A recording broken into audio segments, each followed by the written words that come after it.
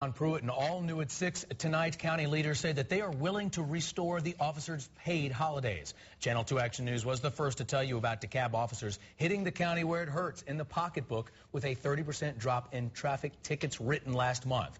Investigative reporter Jody Fleischer here now with the commissioner's hopes to end the ticket strike. Well, Justin, the commissioners have started to realize this is a much bigger problem than they initially thought.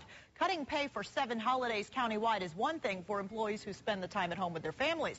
But for police and firefighters who are often at work on those days and not getting paid for that hurts even more. Very hard. Would you want to work for free? DeKalb police officer Jeff Wiggs says the 7 unpaid holidays on top of losing raises this year is just too much to accept. It's tough for morale. More than anything, but obviously it's killing us in the pocketbook. So officers are hitting the county in the same place, with a 20% drop in traffic tickets in June and a 30% drop in July. Some officers are writing more warnings, which don't bring in revenue. I'd like to be clear right here today that I do not support any type of ticket slowdown. But the police chief told commissioners he understands his officers' plight and that something has to change. You, the Board of Commissioners, have the power to assist me in improving morale in the police department, and I'm asking you for that help. Commissioner Larry Johnson suggested giving officers back holiday pay at time and a half and replacing the cuts with 7 furlough days. At least the officers would be off work when not getting paid. I think it's a step in the right direction. I support it, but again, I've supported fully funding the holidays. I've supported a 1% merit increment. The CEO suggested a small tax increase to keep those benefits months ago, but commissioners wouldn't go for it.